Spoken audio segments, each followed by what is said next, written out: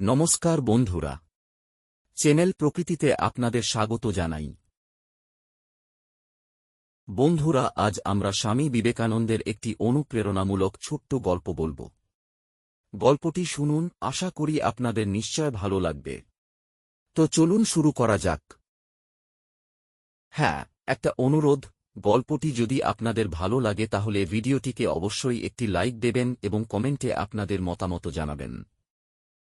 আর এ ধরনের অনুপ্রেরণামূলক গল্প পেতে অতি অবশ্যই চ্যানেলকে সাবস্ক্রাইব করে রাখবেন। বন্ধুরা, স্বামী বিবেকানন্দের জীবন ও চিন্তাভাবনার মধ্যেই সাফল্যের রহস্য লুকিয়ে আছে। জীবনে এই গোপন বিষয়গুলো গ্রহণ করলে আমাদের সকল সমস্যা দূর হতে পারে। বিবেকানন্দের গল্পগুলিতে লুকিয়ে থাকা শিক্ষাগুলি আমাদের জীবনকে সঠিক দিক নির্দেশনা দেয়।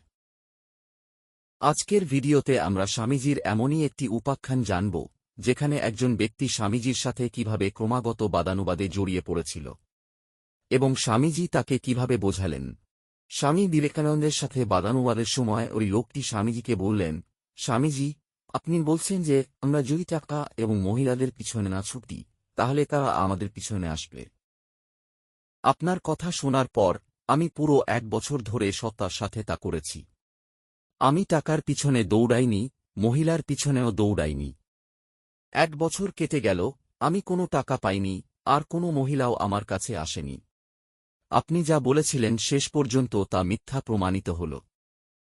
স্বামী বিবেকানন্দ হেসে বললেন, ভাই, একটা কথা বলো, এই সংকল্পের পিছনে কি আপনার সাধনা ছিল নাকি ইচ্ছা ছিল?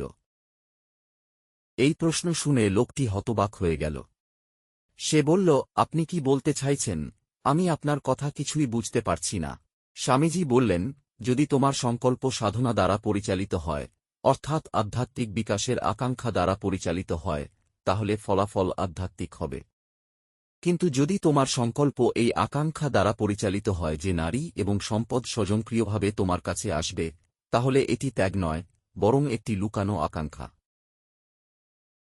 মনে রাখবে, ইচ্ছা কখনো শান্তি বা ফলাফল বয়ে আনে না। এই কথা শুনে লোকটি স্বামীজির পায়ে পড়ে বলল, এখন আমি আপনার কথা কিছুটা বুঝতে পারছি, দয়া করে আরও ব্যাখ্যা করুন। স্বামী বিবেকানন্দ বললেন, দেখো, যে কোনো সংকল্প বা ভালো কাজের পিছনে আমাদের উদ্দেশ্য কি, এটা সবচেয়ে গুরুত্বপূর্ণ বিষয়। যদি আপনি টাকা এবং নারীর প্রতি আকাঙ্ক্ষা ত্যাগ করে থাকেন, তাহলে তারা অবশ্যই একদিন আপনার কাছে আসবে।